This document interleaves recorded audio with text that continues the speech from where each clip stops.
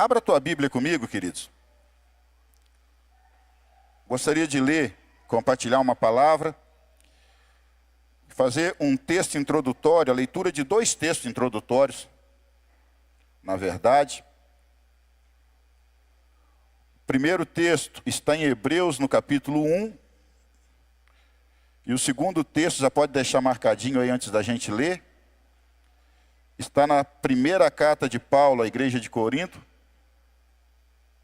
Vamos ler do versículo 1 ao 13, ao 15. Vamos ler do versículo 1 ao 15, mas de início agora, vamos ler até o versículo 13. Amém? Deixa marcado aí. Gostaria de cumprimentar aí também mais uma vez, né, aqueles que estão assistindo, que estão ouvindo esse culto, acompanhando esse culto, através aí dos canais, redes sociais, através da rádio, para que Deus esteja abençoando ricamente também a sua vida e que essa palavra nessa manhã possa estar falando aos seus corações, que possa produzir frutos para a glória de Deus. Amém? Deixa marcadinho aí, eu gostaria que você ainda de pé orasse comigo mais uma vez, para que Deus estivesse usando a minha vida para estar falando ao seu coração, aquilo que Ele colocou no meu coração, que eu possa estar transmitindo de uma forma que possa fortalecer e edificar a sua vida. Amém? Estenda as mãos para cá, ore pela minha vida neste momento. Pai querido, em nome de Jesus, mais uma vez em Tua presença, ó Deus, para ser um instrumento, para compartilhar essa palavra nessa manhã, ó Deus, com a Tua igreja.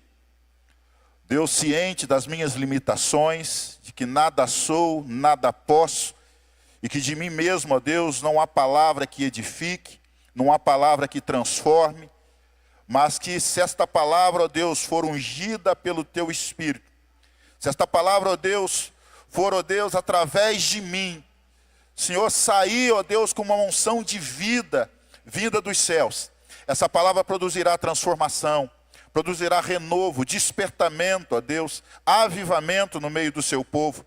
E essa é a nossa oração, ó Deus, que apesar da minha vida, apesar das minhas limitações e de cada um de nós aqui nessa manhã, meu Deus, pela Tua misericórdia e graça, o Senhor venha falar conosco, ó Deus, através desta palavra, que o Teu Espírito, ó Deus, remova agora todo o impedimento, toda escama, Senhor, nos olhos espirituais, todo impedimento nos ouvidos espirituais, que seja caído por terra, que seja derrubado por terra agora, em nome de Jesus, e que o seu povo, ó Deus, seja livre para receber esta palavra.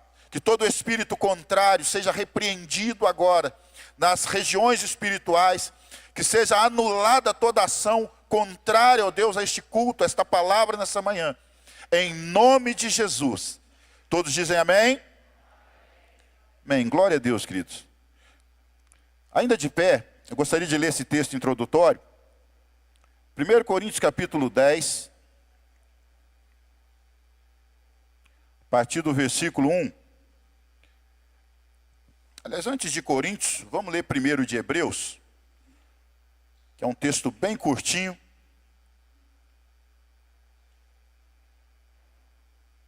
Hebreus capítulo 1, depois voltamos a Coríntios capítulo 10. Eu quero trazer uma palavra nessa manhã, queridos. Creio que não é uma palavra para muito glória a Deus, é uma palavra mais de alerta e despertamento para nós, mas é uma palavra necessária. Amém? Nós estamos atentos para isso. E eu dei o tema para essa mensagem de aprendendo com erros dos nossos pais. Aprendendo com os erros de nossos pais. No primeiro capítulo, os primeiros versículos da carta aos Hebreus, está escrito assim: no passado, Deus nos falou de muitas vezes e de várias maneiras aos nossos pais por meio dos profetas. Mas nestes últimos tempos, nos falou por meio do seu Filho, a quem constituiu herdeiro de todas as coisas e por meio de quem fez todo o universo. Amém? Eu estou lendo aqui na versão na NVI, esqueci de falar aí para o pessoal que está projetando. Vai agora para Coríntios capítulo 10. Volte para Coríntios capítulo 10. 1 Coríntios. Primeira carta aos Coríntios, capítulo 10. O tema desse trecho bíblico fala sobre advertências históricas de Israel que nós podemos aplicar para nossas vidas como igreja. Então, advertências da história de Israel. E diz assim a palavra de Deus: porque, irmãos, não quero que vocês ignorem o fato de que todos os nossos antepassados, ou todos os nossos pais, estiveram sobre a nuvem e que todos passaram pelo mar. E em Moisés, todos eles foram batizados na nuvem e no mar. E todos comeram do mesmo alimento espiritual e beberam da mesma bebida espiritual, pois bebiam da rocha espiritual que os acompanhava. E essa rocha era Cristo. Contudo, Deus não agradou da maioria deles, e por isso seus corpos ficaram espalhados no deserto. Versículo 6. E essas coisas ocorreram como exemplos para nós, para que não cobicemos as coisas más, como eles fizeram. Para que não sejamos idólatras, como alguns deles foram. Conforme está escrito: o povo se assentou para comer e para beber, e levantou-se para se entregar à farra. E não pratiquemos imoralidade sexual, como alguns deles fizeram. E em um só dia morreram 23.000. Tampouco devemos pôr Cristo à prova, como alguns deles fizeram, e foram mortos por causa das serpentes. Além disso, não murmurem, como alguns deles murmuraram e foram mortos pelo destruidor. Essas coisas aconteceram a eles como exemplo e foram escritas como advertências para nós, sobre quem tem chegado o fim dos tempos. Assim, aquele que considera estar de pé, cuide-se para que não caia. Não sobreveio a vocês tentação que não fosse comum aos homens, mas Deus é fiel, e Ele não permitirá que vocês sejam tentados além do que podem suportar. Antes, quando forem tentados, eles mesmos providenciará um escape, para que vocês possam suportar. Amém? Pode se assentar.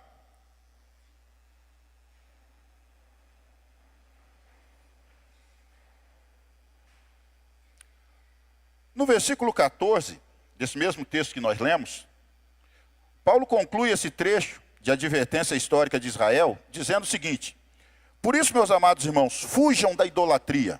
Ou seja, tira tudo aquilo que ocupa o primeiro lugar no seu coração, que não seja Deus.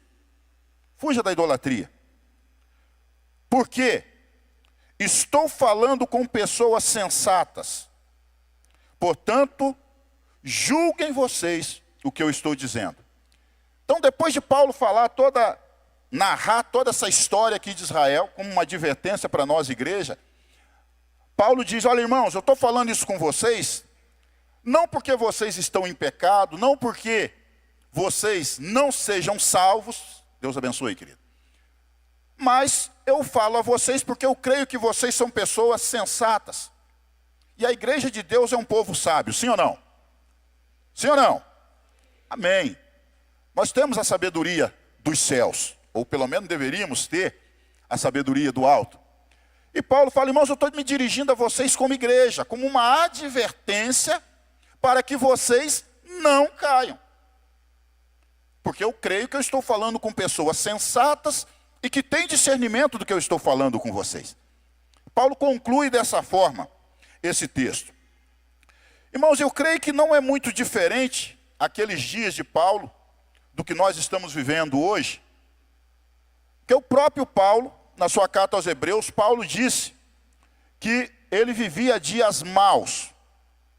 Ou seja, nós não podemos esquecer que por mais firme que estejamos, por mais cheio do Espírito Santo que estejamos, nós vivemos num mundo dominado pelas trevas, um mundo que jaz no maligno, como diz o apóstolo João, que o mundo jaz no maligno e nós vivemos em meio a esse mundo. E refletindo sobre essa palavra, irmãos, para trazer para vocês, eu estava refletindo sobre essa questão de como nós somos bombardeados. Por mais firme que você esteja, você levanta, sai em oração de casa pela manhã, hora que você cruza o portão da sua casa, ou cruza a porta da sua casa, nós já começamos a ser bombardeados por informações, por imagens, o tempo todo o mundo trabalhando para nos desviar, nos afastar dos propósitos de Deus. Sim ou não? Se você abre um computador, assiste um programa de televisão, a maioria das informações, irmãos, e nós vivemos hoje num mundo muito informatizado, um mundo onde o conhecimento está muito acelerado, nós temos uma gama de informações muito grande, mas, no entanto, a maioria das informações que nós recebemos são coisas para nos afastar dos propósitos de Deus. Se você assiste um jornal com 20 reportagens, você vai ver ali 1 a 2 reportagens com coisa boa, a maioria das outras reportagens são coisas para te tentar. A palavra tentação significa puxar para baixo. A maioria das coisas que o mundo expõe para nós são coisas que visam nos puxar para baixo, coisas que visam nos tirar a força, a energia espiritual. Irmãos, e mais do que nunca, creio que ainda mais do que nos dias de Paulo, a igreja precisa buscar ter sabedoria de Deus, irmãos, para nós andarmos em vitória no meio deste mundo. Esse dia eu estava conversando com o Gabriel, ele estava me contando de algumas lutas dele, né? Ele falou: pai, a situação está tão difícil que a gente sai na rua, hoje é complicado. Eu acho que se eu vivesse no século XIX, eu ia ser celibatário, ia ser bem tranquilo. Né? Porque hoje na rua, você sai na rua, né? A situação que há um século atrás, nem uma prostituta usava roupas dessa forma. Hoje a gente já sai sendo exposto a coisas que há 100 anos atrás, nem dentro de um prostíbulo a gente veria. E hoje nós estamos sendo expostos a essas coisas o tempo todo. Como é difícil, ele compartilhando comigo, né? Como é difícil nós andar em santidade hoje. E realmente, irmãos, não somente nessa questão da sensualidade, mas a questão da moral, né? O palavreado das pessoas, né? A maneira de conversar, a maneira de brincar, né? Então tudo trabalha para nos puxar, para nos tirar da presença de Deus. E nós precisamos buscar sabedoria de Deus, irmãos, para nós aprendermos a andar em vitória neste mundo. E infelizmente, né, nós que lemos as palavras de Deus, nós sabemos que a tendência é a corrupção aumentar e não diminuir. Então nós precisamos, irmão, desesperadamente buscar sabedoria e discernimento de Deus. O livro de Provérbios, no capítulo 2, versículo 4 e 8, tem uma advertência de Salomão que diz assim: se procurarmos a sabedoria como se procura a prata, e buscá-la como quem busca um tesouro escondido. Será que a sabedoria é importante, irmãos? Se nós buscarmos a sabedoria como prata e como um tesouro escondido, versículo 5, então nós entenderemos o temor do Senhor e acharemos o conhecimento de Deus. Pois o Senhor é quem dá sabedoria, e da sua boca vem o conhecimento e o discernimento. Versículo 7. Ele reserva a sensatez para o justo, e como um escudo protege quem anda em integridade, pois guarda o caminho do justo e protege o caminho dos fiéis. Tiago capítulo 1, versículo 5, Tiago conclui essa ideia da importância de nós buscarmos sabedoria de Deus, irmãos.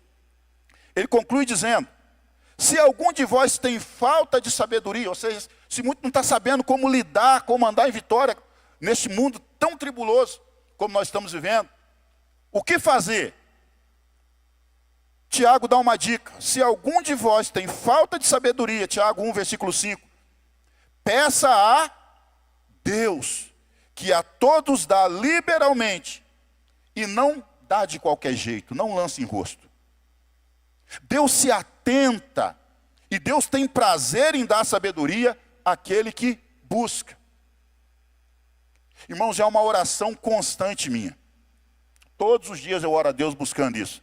Senhor, me dê sabedoria, me dê discernimento para saber como agir com as pessoas, como falar, o que falar, para julgar as coisas com entendimento. Dá-me sabedoria. E querido, eu entendo que essa tem que ser uma oração de todos nós como igreja. Buscar sabedoria como um tesouro, como prata, como algo necessário, assim como a respiração, algo necessário para nós vivermos nesses dias. Tem um filósofo antigo, do século 6 a.C., um filósofo chinês.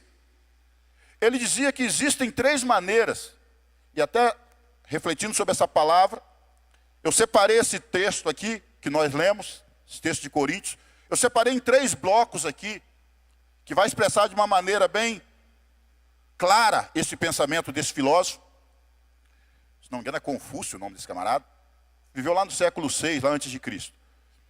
E esse camarada, embora ele não era uma figura religiosa, era um filósofo e professor, ele diz uma frase: quando eu saí do quartel, formei, e fui para a minha primeira unidade lá em São João del Rei, tinha essa frase bem grande escrita na entrada do quartel.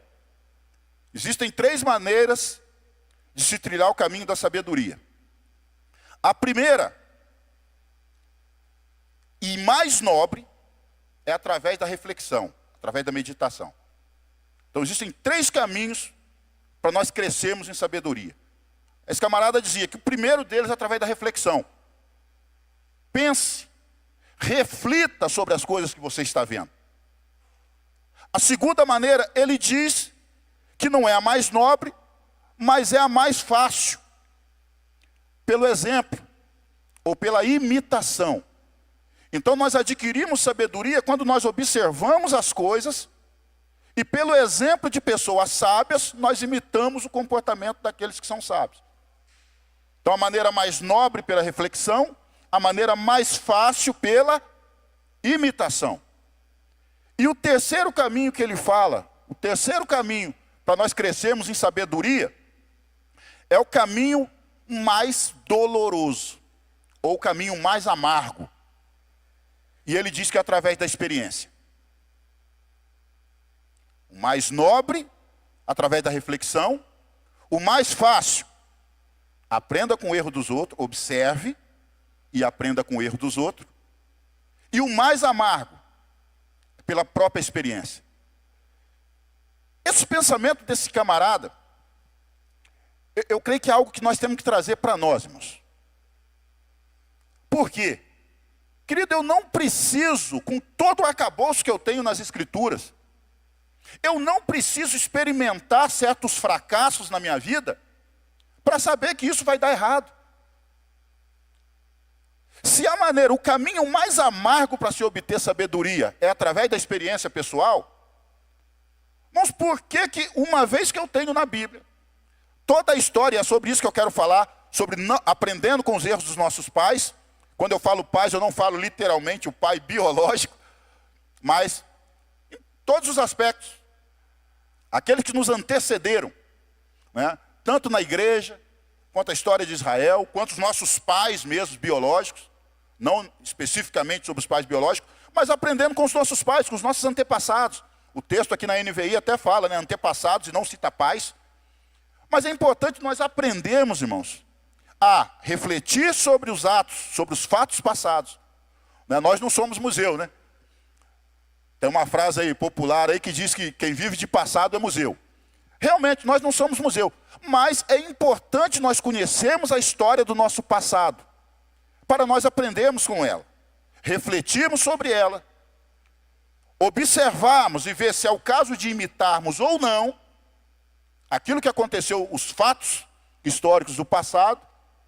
E, como uma terceira fonte de adquirir sabedoria, experimentar.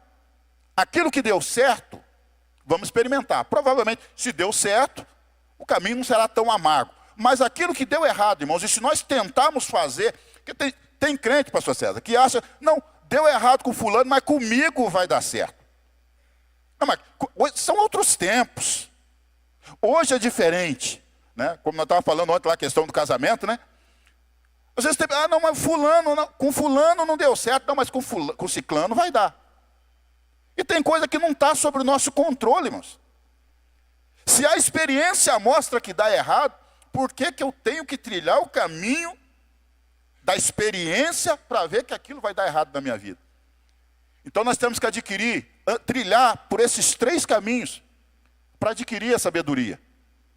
Reflexão, observação e imitação. E em último caso, experiência, naquilo que se diz respeito ao fracasso. Aquilo que são coisas boas, vamos aproveitar a experiência e vamos vivenciar. E com base nessas 3 declarações desse filósofo, eu dividi esse texto aqui em 3 partes.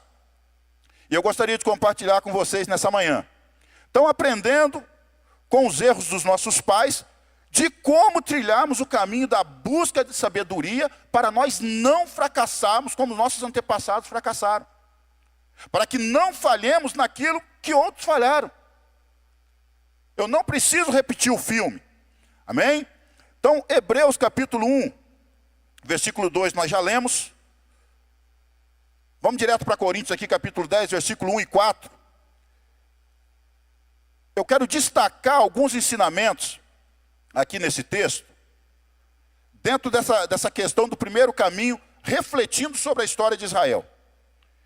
Então, do versículo 1 ao versículo 4, traz algumas reflexões importantes. Dentro do nosso linguajar, aí, do nosso crentez, né, ou evangeliquez, né, todos nós sabemos, irmãos, que a história de Israel é uma ilustração da história da igreja. Praticamente é a mesma história, irmãos, numa dimensão menor no espaço de tempo e no alcance de pessoas, de vidas para serem salvos. Mas quando nós olhamos para a história de Israel, e o próprio Paulo diz isso aqui em Coríntios, irmãos, isso eu vos digo, porque eu não quero, irmãos, que vocês ignorem as coisas que aconteceu com os nossos pais. Paulo está falando para quem? Paulo está falando para a igreja, irmãos. Coríntios era a igreja gentílica. Não era, nem estava falando para os hebreus, embora nós vamos usar muito textos de hebreus aqui hoje. Mas Paulo aqui está falando para uma igreja gentílica, os coríntios. Irmãos, vocês como igreja, não ignorem, deixa eu ler aqui para eu não me atrapalhar, porque não quero, irmãos, que vocês ignorem o fato de que todos os nossos antepassados estiveram debaixo da nuvem. Todos eles tiveram uma experiência com Deus. Você está entendendo? Paulo começa dizendo isso. E aqui tem alguns ensinamentos. Eu quero destacar pelo menos 2 ensinamentos importantes aqui dentro dessa questão de refletir sobre a história de Israel. Essa figura aqui, a figura de Israel, nós entendemos que Israel é uma figura da igreja. O Egito é uma figura do mundo. Todo crente sabe disso. Todo evangélico sabe. Né? A igreja, Israel é uma figura da igreja. Egito é uma figura do mundo. Faraó é uma figura de Satanás. Moisés é uma figura do próprio Cristo. O deserto, né, o crente gosta muito de falar que está passando pelo deserto, né? O deserto é uma figura das adversidades que todos nós vamos passar na caminhada da fé, irmãos. Todos nós. Todos. E por fim, a outra figura da história, que Moisés tira o povo do Egito para conduzir para Canaã, a terra prometida. E nós, igreja, fomos tirados do mundo para sermos conduzidos para Canaã celestial. Os nossos olhos estão na Jerusalém celestial, que virá de Deus, onde nós vamos habitar com Deus por toda a eternidade. Então essas figuras são comuns para nós. Mas é importante, além dessas figuras, irmãos, nós observarmos alguns outros ensinamentos aqui que estão contidos nesse texto. Então, dentro dessa questão da reflexão, eu quero refletir sobre 2 ensinamentos que esses primeiros 4 versículos traz para nós aqui. Primeiro ensinamento: assim como Deus tirou todo o povo de Israel do Egito, Deus deseja tirar todos os crentes do mundo. Todos. A salvação, irmãos, ela é universal. A graça é universal, é para todos. E Deus, Ele deseja resgatar Israel como um todo. Deus deseja resgatar os crentes como um todo. Vamos para o texto. Versículo 1 diz: porque todos os nossos pais estiveram debaixo da nuvem. O que essa nuvem aqui figura, irmãos? Proteção divina. A Bíblia diz que Israel andou por 40 anos no deserto, irmãos.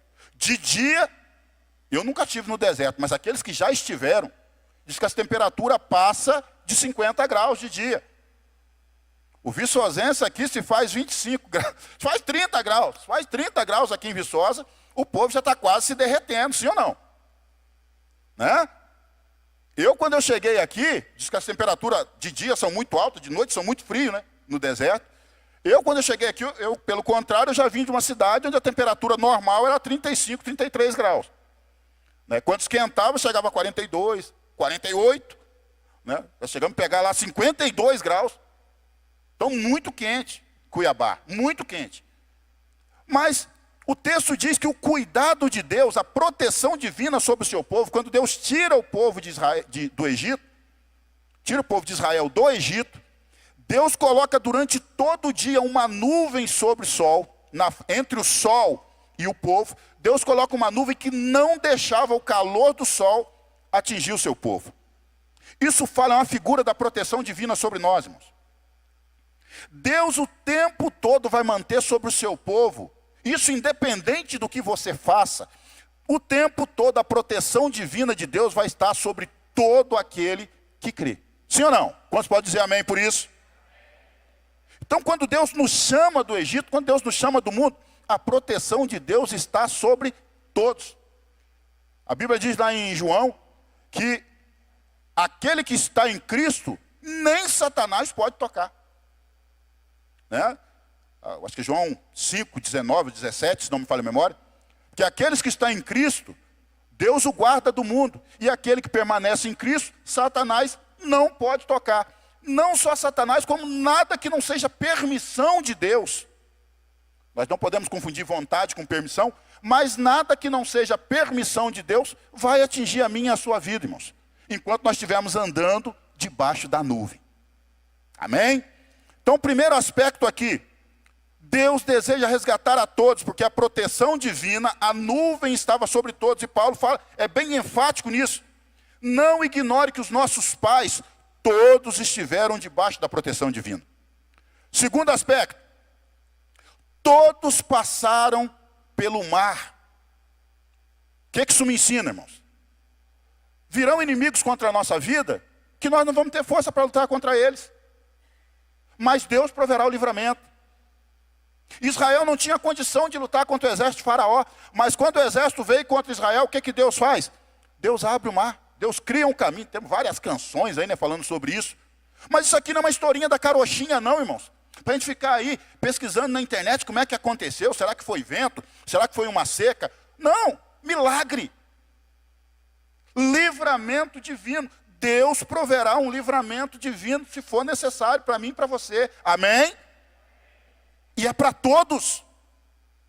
É para todos. Todos estiveram debaixo da nuvem. Todos atravessaram por entre o mar.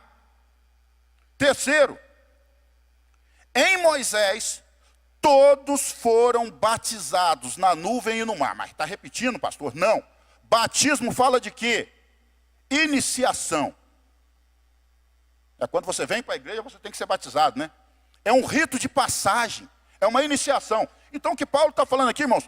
Todos começaram a carreira da fé. Todos passaram pelo deserto, todos experimentaram a nuvem sobre eles no deserto, todos receberam o livramento do Mar Vermelho, e com isso, todos foram iniciados numa vida de fé. Todos que ouviram a mensagem e creram, foram iniciados numa vida de fé. Um rito de passagem, foram batizados na nuvem e no mar. Em quarto lugar, no texto, continuando, diz assim, versículo 3. Porque todos comeram de um mesmo alimento espiritual, e beberam de uma mesma bebida espiritual, pois todos bebiam de uma rocha espiritual que os acompanhavam, e essa rocha era Cristo. Em quarto lugar, o que eu aprendo aqui, irmãos? Por que Deus, a provisão de Deus e o cuidado de Deus, me leva a entender que Deus quer salvar a todos? Porque a provisão material, a provisão física, emocional e espiritual, o anjo de Deus estava com todos, livrando todos. O maná veio para todos. As roupas não envelheceram para todos. As sandálias não diminuíram, cresceram junto com o pé do povo, todos. Os pés não incharam, para um, não, para todos. Então, o primeiro ensinamento que eu vejo aqui nesse texto, refletindo sobre esse texto, Deus tem o cuidado com a igreja como um todo, e Deus quer que todos nós tenhamos vitória, amém? Deus quer que todos nós aprendamos a andar em sabedoria, refletir sobre essas coisas, e temos esse entendimento. Deus vai prover proteção quando for necessário, Deus vai prover livramento quando for necessário. Nós já pertencemos a Deus, já tivemos uma experiência com Cristo, já recebemos o Espírito, então nós já pertencemos a Deus. E em quarto lugar, Deus vai prover o necessário. Provisão, alimento fala de provisão espiritual, emocional, material, física. Deus vai prover, irmãos. Mas, pastor, então por que muita coisa não acontece? Muita coisa não acontece por vontade permissiva de Deus, irmão. Muitos livramentos, muita provisão nós não recebemos por vontade permissiva de Deus, ou muitas vezes porque nós não nos apropriamos da promessa. Nós não sabemos nos apropriar da promessa. Eu gosto de dizer, queridos, às vezes, o justo viverá pela fé. Mas o justo viverá na fé em quê? A fé em Jesus? Não. O justo viverá pela fé nas promessas de Deus, inclusive nas promessas de Jesus. Nós não conseguiremos permanecer na fé, irmãos, se nós não conhecermos o que Deus fala sobre mim. Né? Como diz aquela canção lá, né, que o Márcio Valadão gostava muito de cantar. Eu sou o que a Bíblia diz que eu sou, eu posso o que a Bíblia diz que eu posso, eu vou onde a Bíblia diz que eu vou. Se eu não conheço as promessas de Deus para mim, eu não vou me apropriar daquilo que é para mim por direito. Está entendendo? Pastor, mas estava todo mundo ali no balaio, todo mundo passou na nuvem, todo mundo recebeu o maná. Sim, irmãos, todo mundo. Porém, aí eu quero passar para o segundo ponto, segundo ensinamento que eu vejo aqui nesse texto. Segundo ensinamento. O primeiro é que naquilo que depende de Deus, Deus quer dar vitória e quer salvar a todos. Porém, eu entendo que a vontade, a bondade, a provisão de Deus, que é para todos, ela não alcança a todos. Porque Deus é mau? Não. Salmo, versículo 86, versículos 5 e 8, diz assim: Tu, Senhor, é bondoso e perdoador, rico em graça para com todos os que te invocam. Todos os que te invocam. Tu escuta a minha oração.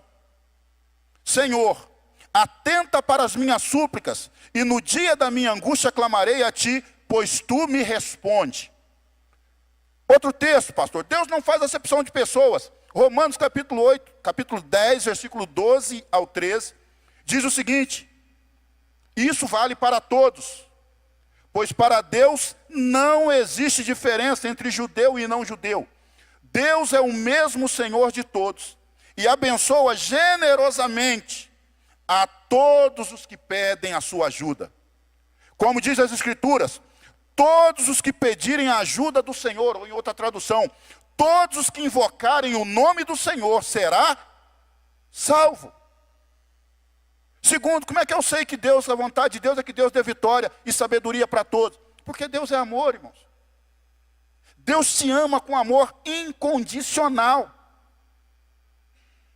E aqui eu quero fazer até um paralelo aqui. Eu vou deixar esse paralelo para a segunda parte. Deus nos ama com amor incondicional. Mas por causa do nosso posicionamento diante de algumas promessas de Deus, nós perdemos o direito a nos apropriar dessas coisas. Mas Deus ama o mundo de tal maneira que todos, Ele quer que todos recebam a vida eterna. Todos recebam e desfrutem das suas promessas. Em quarto lugar, como é que eu sei que Deus quer que todos sejam salvos, que todos sejam abençoados, que todos experimentem essas experiências sobrenaturais? 1 Timóteo capítulo 2, versículo 1 ao 5.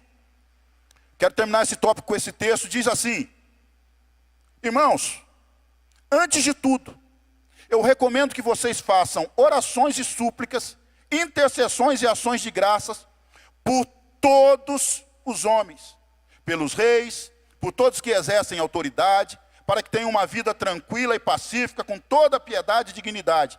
Porque isso é bom e agradável perante Deus, o nosso Salvador. E aí Paulo conclui no versículo 4 dizendo: porque esse é o desejo, porque Deus deseja que todos os homens sejam salvos e cheguem ao conhecimento da verdade.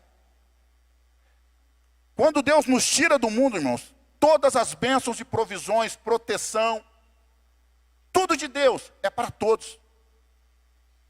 Todos. Porém, queridos, a vontade de Deus é que todos sejam abençoados. Mas aí eu entro no segundo ensinamento que eu vejo nesse texto aqui para passar para o segundo ponto. Que é aprendermos através da imitação ou observação da experiência do outro. Eu entro no segundo ponto dessa mensagem. Enquanto o primeiro ponto eu posso aprender refletindo sobre o amor de Deus, refletindo sobre a vontade de Deus e ser sábio nisso, crendo na provisão de Deus. Não importa o tanto que está difícil, Deus vai prover. Não importa o desafio que está na minha frente, Deus vai dar o livramento. Não importa o que está faltando, Deus vai suprir. O maná virá, a providência virá. Ou eu posso, através da reflexão, aprender e crer nisso e me apropriar das bênçãos de Deus. Ou eu posso entrar nesse segundo grupo que aprende pela experiência. Pela experiência não, que aprende pela a imitação. Viu fazer errado, eu posso escolher fazer o errado, ou desviar dessa conduta, que a partir do versículo 5, Paulo começa a falar aqui. Nem todos querem ser resgatados.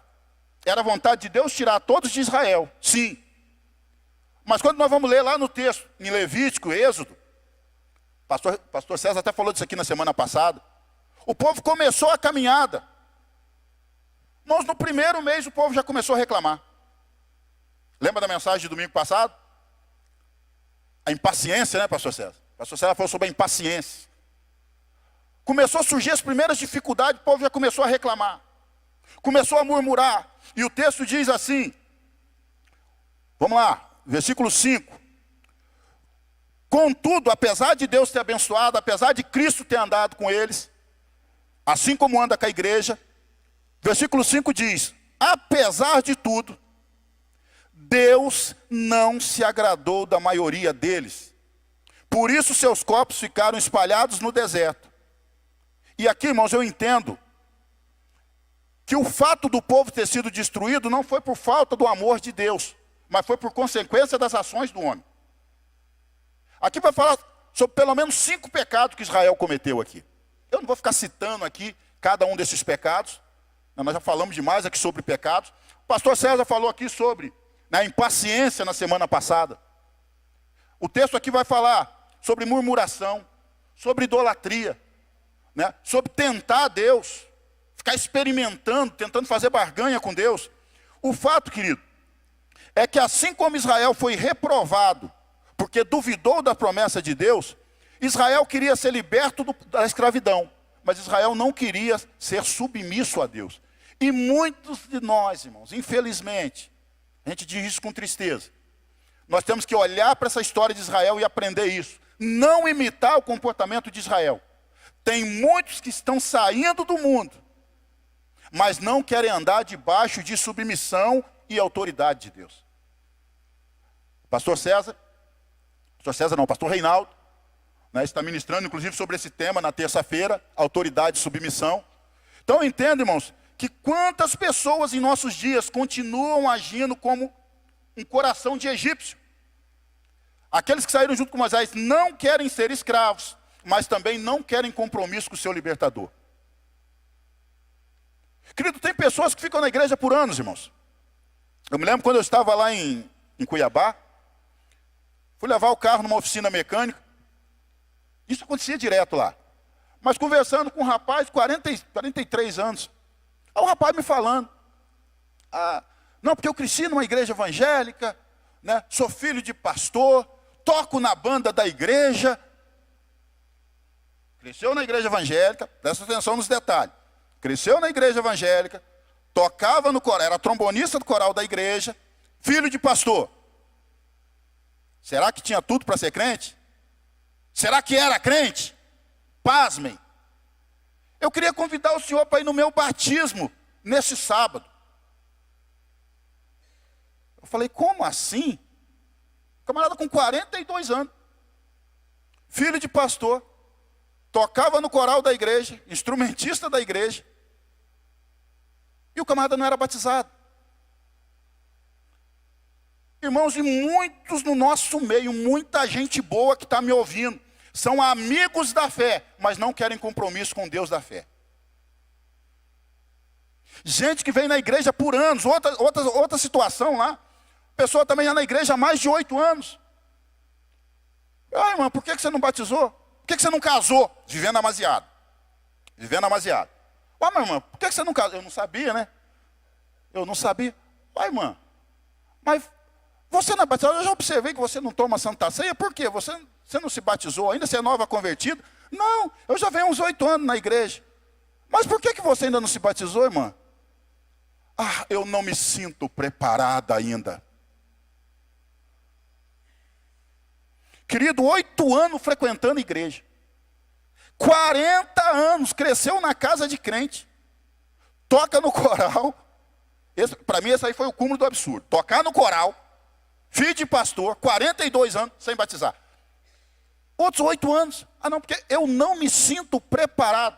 Irmãos, quer a libertação de todo o peso da escravidão do mundo, mas não quer ter um relacionamento de compromisso com Deus e com a igreja. Quer o favor do noivo, mas não quer os deveres de esposa. Querido, infelizmente, muitos dos nossos meios estão vivendo dessa maneira. Tranquilo, sossegado, como se nada fosse acontecer, como se tivesse todo o tempo do mundo. E aí, querido, eu quero te alertar para uma coisa. Quero ler com você aqui um texto bíblico. Lucas capítulo 21, versículo 34. Abra aí. Lucas capítulo 21, versículo 34. Palavra de Jesus, alerta de Jesus. Jesus diz assim: olhem por vocês, irmãos. Ou seja, prestem atenção. Preste atenção. Para que não aconteça que os seus corações se carreguem de glutonaria e embriaguez, e com os cuidados dessa vida, e venha sobre vocês de improviso o dia do Senhor. Cuidado, irmão, você está pensando só em comer, beber e farrear. Festar, né? Comer, beber e festar. Jesus diz, cuidado, prestem atenção para que não venha sobre vocês o dia de improviso, e esse dia vai vir sobre todos os que habitam sobre a terra. Versículo 35. Vigiem, pois em todo tempo, orando para que vocês sejam achados por dignos de evitar todas as coisas que hão de acontecer, e estar firmes de pé diante do Filho do Homem. O que Jesus está falando? Irmãos, os alerta eu estou dando. Vai vir tempo difícil. Vai se levantar falso profeta. Vai vir perseguição. Satanás vai se levantar contra a igreja. Tudo isso vai acontecer. Mas Jesus está dando um alerta. Olha para o que aconteceu com os pais de vocês. Olha para o que aconteceu com Israel. Contudo, Deus não se agradou da maioria deles, mesmo tendo sido batizado na nuvem, mesmo com todas aquelas experiências, mesmo comendo maná. Estava no meio de crente, parecia com crente. Se vestia como crente. Às vezes até se falava como crente, que pega alguns jargões, né? Aí o texto continua dizendo o seguinte: contudo, Deus não se agradou na maioria deles, os seus corpos ficaram prostrados no deserto, versículo 5. Versículo 6, essas coisas aconteceram, irmãos, como exemplos para nós, para que nós não cobicemos as coisas más como Israel cobiçou, para que não sejamos idólatras. Cuidado com aquilo que ocupa o primeiro lugar no seu coração, como algum deles foram, como está escrito, o povo assentou-se para comer e beber. A mesma advertência de Jesus, irmãos. Cuidado para não sobrecarregar o seu coração com comida, bebida, casamento, festa, carro, comprar casa, fazenda, e isso e aquilo. Juntou 1 milhão, agora eu quero 2. Juntou 2 milhões, agora eu quero 4. Ah não, agora eu quero ser bilionário. Aí Jesus está dizendo o seguinte: cuidado para que o coração de vocês não se sobrecarregue com os cuidados desta vida. Porque virá um dia em que entrarei em juízo com a terra. E você tem que estar preparado para estar de pé diante do Filho do Homem naquele dia. Porque ele vai pedir conta, irmãos. O que nós fizemos com aquilo que nós ouvimos? O que nós fizemos com as experiências que nós vimos dos outros?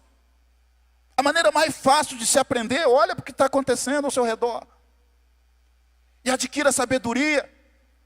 O texto continua dizendo o seguinte, versículo 8, não pratiquemos imoralidade, como alguns deles fizeram, e num só dia morreu 23 mil. Lembra da festança, da rave, lá no Arraial dos Amonitas? Chamou a mulherada e festa, né? Só estourando champanhe, bebendo corotinho, né? A maior festança. Trouxeram a imagem do Deus Baal lá, traz aí, vamos adorar.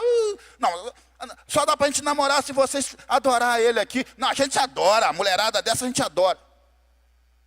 Estou falando aqui em tese, irmãos. Lógico que muita gente aqui não vai adorar Baal, não vai se prostrar diante de uma imagem, mas está cedendo a relacionamentos que não glorificam a Deus.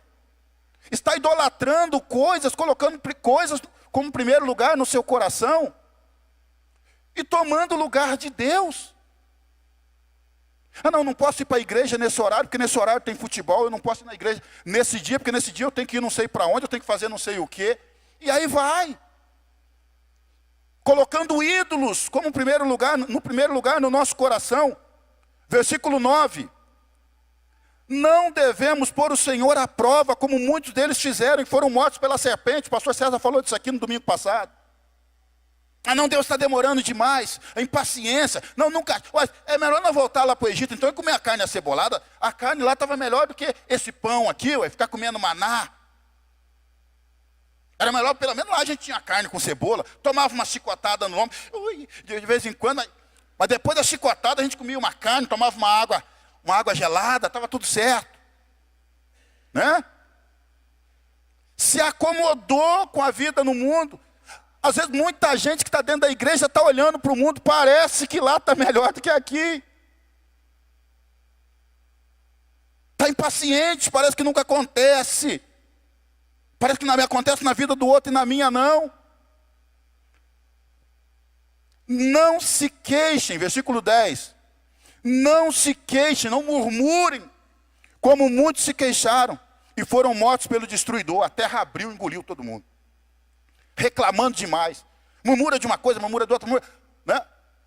Lá em Deuteronômio capítulo 4. Acho que é capítulo 4, versículo 1 e 2. Fala lá. Deixa eu só ver se é isso aqui mesmo, para não dar a referência errada. Eu tinha anotado aqui. Deuteronômio 8. Deuteronômio capítulo 8, versículo 1 e 4. Projeta para nós aí, varão. Ou varoa, não sei quem está lá em cima. Olha lá. Deuteronômio capítulo 8, versículo 1 até o 4. Diz o seguinte.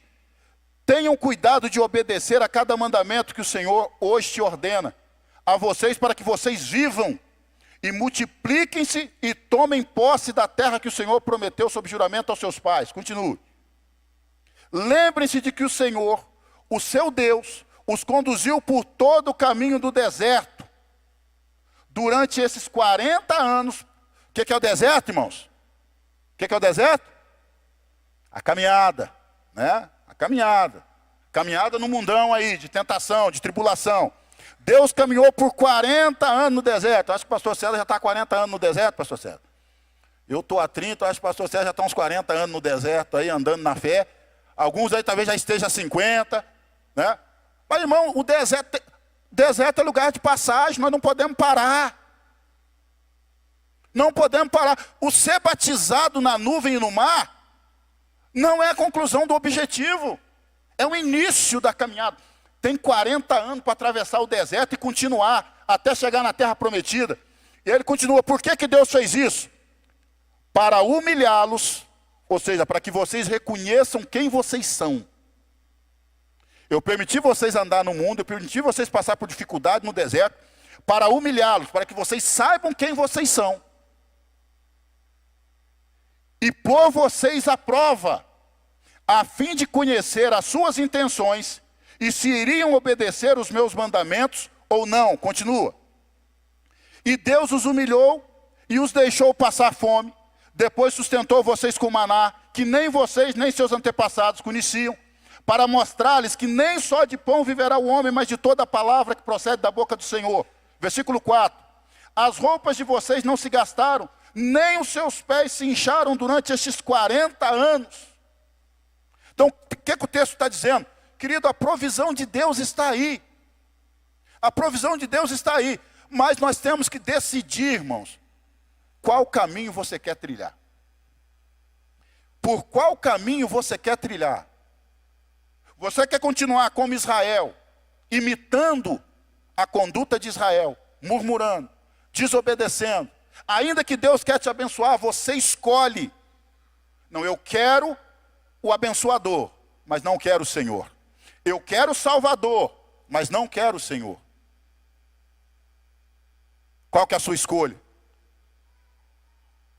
Qual que é a sua escolha, querido? Seguir para Canaã ou voltar para o Egito? Deus quer que você adquira sabedoria, observando o comportamento de Israel. Adquira sabedoria, é isso que o texto está dizendo. É isso que o texto está dizendo. Adquira sabedoria observando o comportamento de Israel, para que eu e você tenhamos vitória.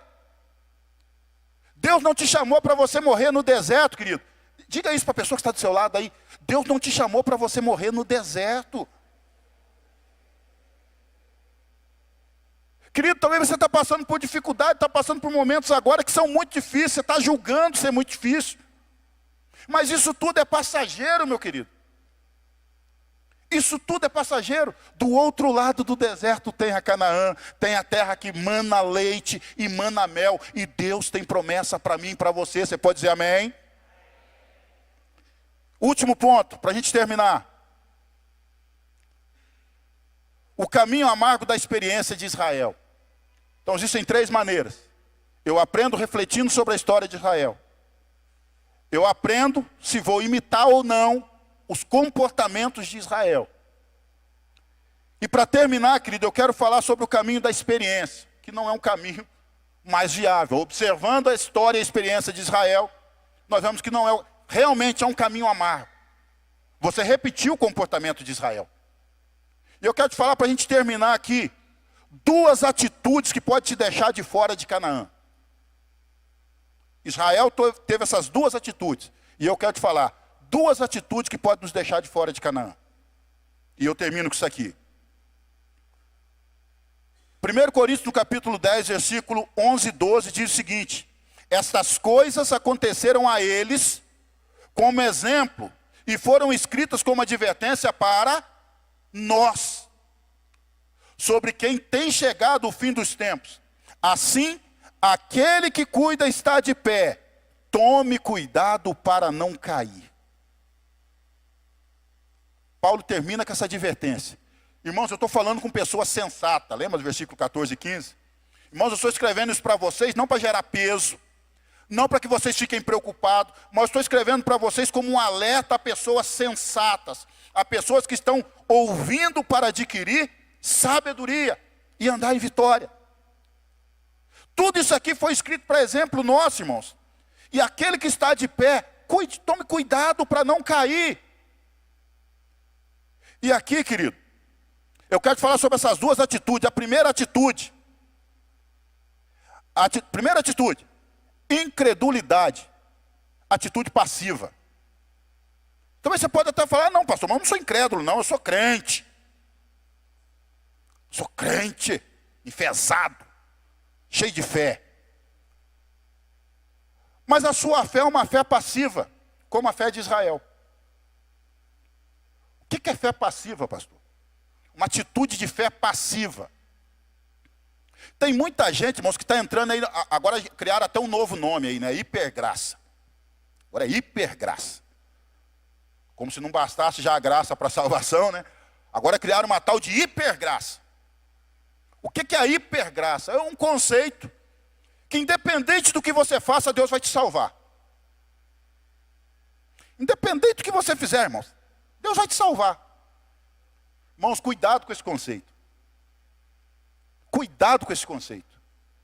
Ah não, você pode ir para lá e para lá. Deus te pega, mais cedo ou mais tarde Deus te pega. Deus pegou Israel? Olha o que Paulo fala, irmãos. Irmãos, tudo isso que aconteceu com Israel foi escrito para alerta para nós que são chegados os últimos dias. Irmão, não estou inventando nada não. Se você conseguir me dar uma outra interpretação desse texto aqui, amém, eu me calo. Mas está aqui, ó. Essas coisas aconteceram, por exemplo, nosso, em que estão escritas como advertência para nós, igreja. Assim, aquele que está de pé, aquele que está firme, cuide-se para não cair. Paulo está claramente abrindo uma possibilidade aqui, irmãos, nós ficamos de fora de Canaã. Citou antes, os corpos deles ficaram prostrados no deserto, não atravessou o deserto. Primeira atitude, atitude de incredulidade, atitude de uma fé passiva. Ah não, eu não preciso fazer nada, Deus vai fazer tudo. Querido, isso é uma atitude muito perigosa. Hebreus, no capítulo 2, versículo 1 e 4. Diz assim, projeta aí para nós, varão. Hebreus capítulo 2, versículo 1 ao 4. Diz assim, lembrando que Hebreus está falando ali sobre toda a história de Israel também, ele começa falando sobre a história de Israel. Irmãos, lembrando que no tempo passado Deus falou através dos profetas aos nossos pais, mas agora Deus vem nos falando através de Jesus nesses últimos dias. Ele vem falando sobre várias coisas, e aí ele chega falando aqui no ele entra no capítulo 2 dizendo o seguinte, portanto, irmãos, já que nós temos um sacerdote mais excelente, já que nós temos promessas mais excelentes, já que nós temos Jesus, um Salvador muito maior e melhor do que Moisés, aí ele fala, portanto, versículo 1, convém nos atentar com mais diligência para estas coisas que já temos ouvido, para que em tempo nenhum nos desviemos dela. Porque se a palavra pregada pelos anjos permaneceu firme, está falando da lei, se a palavra pregada pelos anjos permaneceu firme, e toda transgressão e desobediência recebeu a justa retribuição, olha o alerta, irmãos, como escaparemos nós se não atentarmos ou se negligenciarmos tão grande salvação? A qual, começando a ser anunciada pelo Senhor, foi-nos depois confirmada pelos discípulos. Versículo 4. Testificando também Deus com os discípulos por sinais, milagres, várias maravilhas, dons do Espírito Santo, distribuídos segundo a sua vontade. O que o apóstolo Paulo está falando? O que o escritor de Hebreus, melhor dizendo, está falando aqui? Irmãos, a prova de que Deus está no nosso meio está aí. Milagres, batismo no Espírito Santo, curas, livramento, provisão de Deus, maná. A prova está aí, irmãos. E o escritor está dizendo, convém nos atentar com mais diligência. O que é ser diligente, irmão? É você não levar a sua vida de qualquer jeito. Não ouvir as pregações de qualquer jeito. Não vir para a igreja com uma atitude displicente. Na segunda-feira se perguntar, quem foi que pregou domingo? Rapaz, sabe que eu nem sei quem pregou no domingo? Qual foi o texto da pregação de domingo? Não dá para fazer outra pergunta, não? Sabe nada. Entra com cara de abacaxi e sai com cara de banana. Não entendeu nada do que aconteceu no culto. Querido, o escritor está dizendo, convém nos atentar com mais diligência, irmãos. Nós precisamos prestar mais atenção nos alertas que estão sendo dados. no que Deus está falando, o que o Espírito Santo está falando. Quantas mensagens já ouviu, quantas vezes Deus já confrontou pecado, quantas vezes Deus já apontou direção, e nós às vezes ficamos ali como Israel, na hipergraça. Ah não, Deus vai fazer, né? Na rede de Jeová, com a perna cruzada, esperando o anjo com a bandeja dourada entregar a bênção. E não tomamos uma atitude passiva, atitude de incredulidade. Eu não acredito que isso vai acontecer. Israel tomou essa atitude. Deus falava, Israel questionava no coração, cria, mas não tomava atitude nenhuma a respeito daquilo. Querido, presta atenção, a Bíblia diz que crê em Deus, até Satanás crê. E estremece. Mas Satanás é salvo porque ele crê em Deus? Sim ou não? Alguém acredita que Satanás ainda vai se converter e ser um grande missionário de Deus? Querido, a Bíblia fala isso. Satanás crê que Deus existe. E ele não crê pela fé, não, eu acredito que... Não, ele não crê pela fé, não, ele crê porque ele viu. Ele viveu com Deus.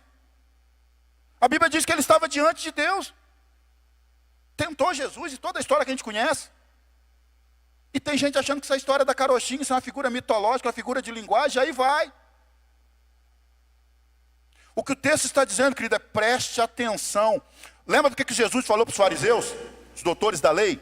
Olha, eu não vou julgar vocês não, já tem quem julga vocês. A palavra que eu vos tenho dito. O evangelho tem duas finalidades, querido. Salvar e condenar. Quando a gente prega a palavra de Deus, a pessoa foi exposta à verdade do evangelho. O objetivo dessa palavra, a vontade de Deus é que todos sejam salvos. Mas quando nós deliberadamente escolhemos não seguir o evangelho, você está assinando o seu contrato para a perdição eterna. Ah, mas eu não entendi muito bem. Então seja mais diligente, chega na sua casa, para de ficar ouvindo apenas mensagens de culto. Chega na sua casa, coloca um propósito. Esse é o antídoto da incredulidade, inclusive. Coloquei aqui. Duas atitudes que podem nos deixar de fora da Canaã. Primeira atitude, incredulidade. Antídoto, leitura da palavra. Se a incredulidade pode nos deixar de fora dos céus, irmãos, eu preciso produzir em mim fé e ser crente. Como é que eu produzo fé? A fé vem pelo ouvir e ouvir a palavra de Deus, não tem outro caminho. Eu não entendo muito bem essas coisas, eu não acredito muito bem. Vai ler, ora a Deus. Eu já contei na célula lá um tanto de vezes uma história de um tio meu, um bandista, o camarada não conhecia nada de Deus. Vinha lá das religiões afro lá, todo ignorante sobre as coisas de Deus. Uma vez eu fui lá falar de Jesus para ele, levei uma Bíblia para ele ler. Ele falou, rapaz, mas eu não sei ler direito não. Eu não consigo ler a Bíblia porque tem uma letra muito pequena. Eu fui lá, comprei uma Bíblia com letra extra grande, GG, extra, X. A Bíblia com a maior letra que tinha lá. Comprei aquela Bíblia e fui lá e dei de presente para ele. Falei, tio, aqui ó, trouxe uma Bíblia com letra gigante para o senhor. O senhor quer aprender sobre Deus? Ué, eu quero, mas eu não entendo muito bem não, mas eu quero. Ué. Falei, tá aqui a Bíblia. O senhor vai começar a ler o Evangelho de João. Começa pelo Evangelho de João. E toda vez que o senhor for ler, a Bíblia diz que o Espírito Santo nos assiste nas nossas fraquezas. Então aquilo que nós não conseguimos fazer, é para a gente pedir ao Espírito Santo que ele vai nos ajudar e ele nos conduz a Deus. Então toda vez que o senhor for ler a Bíblia, antes de o senhor ler, o senhor fala, Espírito Santo, abre o meu entendimento, me ajuda a entender o que está escrito aqui. Camarada matuto, da roça, lavrador, quarta série, mal sabia ler. Uma semana depois que eu dei a Bíblia para o camarada, eu voltei lá na casa dele. E aí, tio, como é que tá? Você está lendo a Bíblia? Já conseguiu ler quantos capítulos? Ah, rapaz. Que jeitão todo matuto, né? Mineiro, raiz, né? Do sul de Minas, mais perto de São Paulo, fala mais o R ainda, né? Porta, porqueira, rapaz. Mais arrastado ainda. Ó, rapaz, ó. Eu até li aí uns 3 dias, eu li esse negócio aí. Mas eu parei de ler essa Bíblia que você me deu aí, ué. Falei, tio, o que houve? Rapaz, terceira vez que eu fui ler isso aí, eu fiz aquilo que você falou, pedi para o Espírito Santo me ensinar e me dar entendimento. A minha língua enrolou tudo, eu comecei a falar umas línguas estranhas que eu não sabia o que eu estava falando. Meu corpo ficou todo estremicando. Falei, rapaz, parecia que eu ia morrer, parecia que eu estava tendo um troço, um calorão. Aí eu parei de ler, não estou lendo mais não. O Espírito Santo ajuda nas nossas fraquezas, irmão. Quando nós lemos a palavra de Deus, o Espírito dá testemunho da palavra.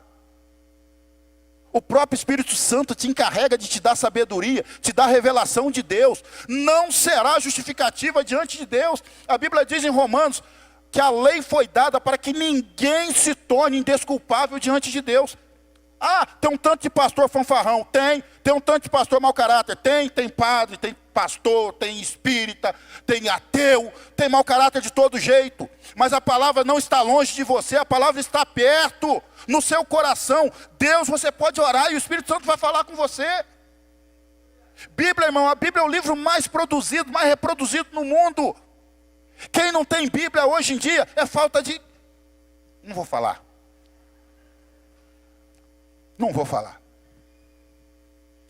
É falta de diligência. Não tem porque não está sendo diligente, não está aplicando o coração nisso. E para terminar, segunda atitude que deixou Israel de fora de Canaã, a atitude de rebelião. Se a atitude de incredulidade nos faz ter uma fé passiva, irmãos, a atitude de rebelião, ela nos faz agir contrário àquilo que Deus nos tem dirigido. A Bíblia diz que a rebelião é como um pecado de feitiçaria. Quando eu me rebelo contra um princípio da vontade de Deus, eu estou deliberadamente assumindo que eu quero um outro Senhor sobre a minha vida. Por isso que a Bíblia diz que a rebelião é como um pecado de feitiçaria. Se eu rejeito o senhorio de Deus, eu estou me expondo ao senhorio de qualquer outra entidade espiritual maligna. Inclusive do diabo. Ah, mas não sou satanista não. Mas você está debaixo do governo dele. Já preguei sobre isso aqui, não vou falar sobre isso de novo. Existem 2 reinos na terra. 2 reinos não. Existe um império das trevas e o reino de Deus. Se você não pertence a um, você está debaixo do governo do outro. Não tem reino das trevas, reino da luz, reino da penumbra. Não tem inferno, céu, purgatório. Não tem. É sim, sim, não, não. Não tem remédio, irmãos. Atitude de desobediência. O texto diz assim, só me achar aqui. Atitude de desobediência. Assim como diz o Espírito Santo, se hoje ouvires a voz do Senhor teu Deus, não endureça o seu coração como no dia da rebelião, nos tempos da provocação no deserto. Israel escolheu ser rebelde. Israel escolheu não obedecer os princípios de Deus. Qual que é a sua escolha hoje, meu irmão? Qual é a sua escolha? Canaã ou voltar para o Egito? Deus está te chamando a tomar um posicionamento. Deus está te chamando a observar, refletir sobre a história de Israel. Observar. Você pode ser sábio. Fazer diferente pela observação. Você não precisa passar pela experiência amarga de perder a sua eternidade.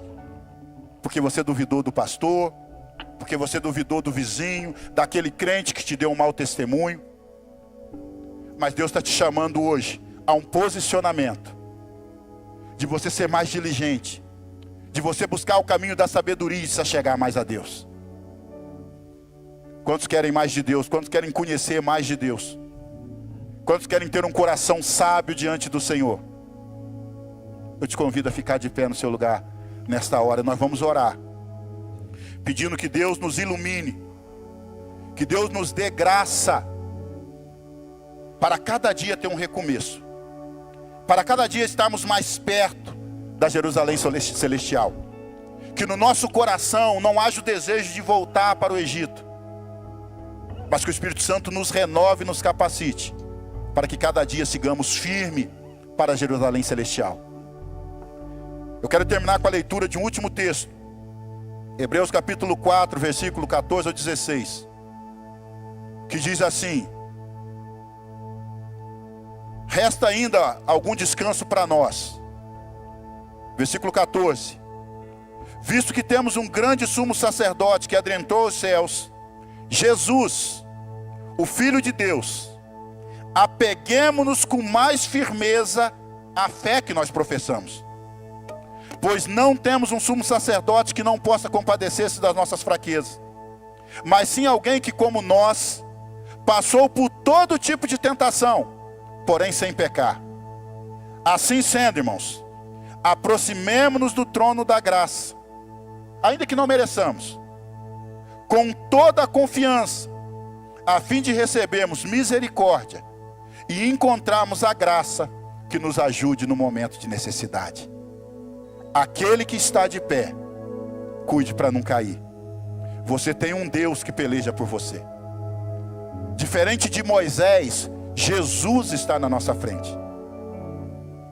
Foi esse Jesus que disse, quando te tirou lá do Egito: ninguém pode te arrebatar das minhas mãos. Eis que estou convosco todos os dias, até a consumação dos séculos. Nós vamos orar nesse momento. Talvez você está meio fraco, meio desanimado na fé, não está tendo muita sabedoria para andar, para continuar a carreira da fé, mas o Espírito Santo pode te fortalecer nessa manhã. Amém? Feche os seus olhos. Quero chamar o pastor César aqui também, já para estar orando por nós. Não, já vem aqui. Você me deixou sem dormir a noite inteira, preparando esboço de mensagem. Ora por nós, querido. Vem para que Deus esteja nos dando direção, nos fortalecendo, também nos capacitando a concluir a carreira. Saímos do deserto, saímos do Egito, estamos no deserto, mas que Deus nos ajude a chegar a Jerusalém Celestial. Amém? Amém. Glória a Deus. Fechamos nossos olhos nessa manhã. Vamos clamar ao Deus Todo-Poderoso que está conosco. Aquele que nos chamou é fiel para nos dar a vitória. É fiel para nos sustentar até o fim da nossa caminhada. Para que Ele nos ajude mesmo a nos manter de pé na presença dEle. Pai querido e amado Deus, nós somos gratos ao Senhor por essa palavra poderosa que recebemos nessa manhã. Palavra, ó Deus, que nos traz uma advertência, Pai amado, e que nos ensina, nos direciona nessa manhã a buscarmos cada vez mais sabedoria no Senhor. Oramos, ó Deus, para que na pessoa do Espírito Santo o Senhor venha nos direcionar, Pai amado, dia após dia, nos dando sabedoria e entendimento, nos dando a iluminação da Tua palavra que já foi revelada, já foi escrita e nós temos posse dela hoje. Pai querido e santo, em nome de Jesus, se tem alguém em nosso meio, Pai, talvez desanimado, talvez ao ponto de fracassar na fé, talvez, ó Deus, cedendo a tantas tentações desse mundo, desse deserto que estamos caminhando nele, o Senhor é Deus presente conosco, Pai. O Senhor é Deus que prometeu estar com a sua igreja todos os dias até a consumação dos séculos. O Senhor é Deus, Pai, que na Tua palavra nos direciona a fortalecermos no Senhor, na força do poder do Senhor. Nos ajude, Pai amado, em nome de Jesus, derrame sobre nós nesta manhã, sobre aqueles que estão nos ouvindo nas suas casas, ou talvez no seu trabalho, ou pelas ruas, nos assistindo nesta manhã, nos fortaleça, traga renovo nesta manhã, em nome de Jesus.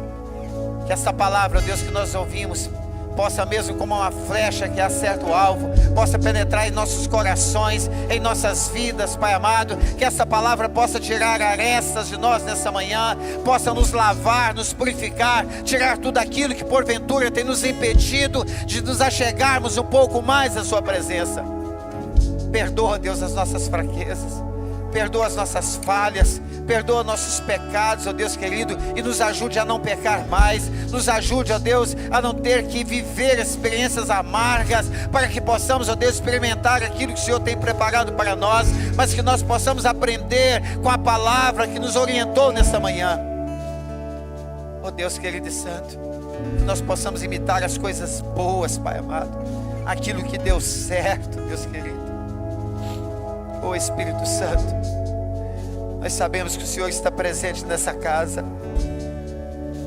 Sabemos que essa casa está cheia da Sua glória, que realmente é o desejo do Senhor que ninguém se perca, que todos cheguem ao conhecimento da verdade. E aqueles, ó Deus, que já creram em Ti, que já estamos caminhando com o Senhor, Pai amado. O Senhor nos ajude, Deus, nos ajude a permanecermos de pé, a reconhecer quem nós somos, como nós somos dependentes do Senhor, Pai querido, a reconhecer que sem o Senhor nós não podemos vencer. Espírito Santo, Espírito Santo de Deus, venha sobre essa casa, essa família, Pai, sobre os filhos, sobre cada um que está no templo nesta manhã. Que nós possamos, ó Deus, não ser somente ouvintes da sua palavra, como Tiago escreveu, mas praticantes da sua palavra. Aleluia.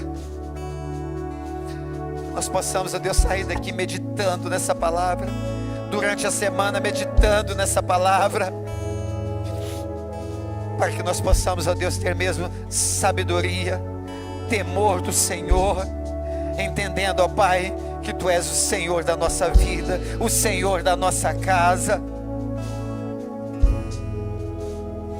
Que nós entendamos, Pai, como Paulo escreveu, não basta somente crer no Senhor, mas padecermos pelo Senhor, Pai querido. Em nome de Jesus, Pai, que essa palavra de vitória nos impulsione, nos encoraje, cada dia mais nos curvar aos pés da cruz, entender, ó Deus, que por causa de Cristo, da sua morte na cruz do Calvário, o véu que se rasgou de alto a baixo, nós temos acesso à presença do Senhor, Pai. Não precisamos mais de sangue de animal, não precisamos, ó Deus, que alguém busque por nós, embora seja bom, Deus, contarmos com a ajuda uns dos outros, mas que eu, Pai, eu posso chegar na minha casa, abrir a porta, entrar para o meu quarto e falar com o Pai que está em secreto, saber que o Senhor me ouve, assim como todos os demais, Pai, que essa palavra chegou às casas, aos corações. Que nós possamos, ó Deus, nos aproximar do Senhor, nos aproximar do Senhor, nos aproximar do Senhor, nos aproximar do Senhor todos os dias. E saber, ó Pai, que as Tuas boas mãos estão estendidas sobre nós. E que o Senhor, que nos tirou do mundo, assim como Moisés tirou o povo do Egito, pela força do Senhor, não dele. Assim, ó Deus, como nós saímos do mundo, ó Deus, não pela nossa força, mas por Cristo Jesus. Nós sabemos, ó Pai, que durante toda a nossa caminhada, nós temos o Senhor conosco. Nos dê sabedoria, Deus, para compreendermos todos os dias e descobrirmos qual são as vontades do Senhor para as nossas vidas, porque sabemos que já está escrito que os desejos do Senhor, aquilo que o Senhor quer para nós, os pensamentos do Senhor a nosso respeito, são pensamentos de paz, não são pensamentos maus, são pensamentos de nos abençoar, são pensamentos de nos prosperar. Por isso oramos nessa manhã, Pai, prospere-nos, ó Deus, nos dê sabedoria, prospere-nos em todas as áreas, Pai, prospere-nos espiritualmente, Pai, e nos ajude a caminhar com cabeça erguida, sabendo, ó Deus, que nós temos o Senhor conosco, e que a Canaã celestial é logo ali, está preparada para todos aqueles que permanecerem até o fim. Em nome de Jesus, se você recebeu essa palavra, se você crê, aplauda o Senhor com todo o seu coração, diga aleluia, diga glória a Deus. Oh, aleluia!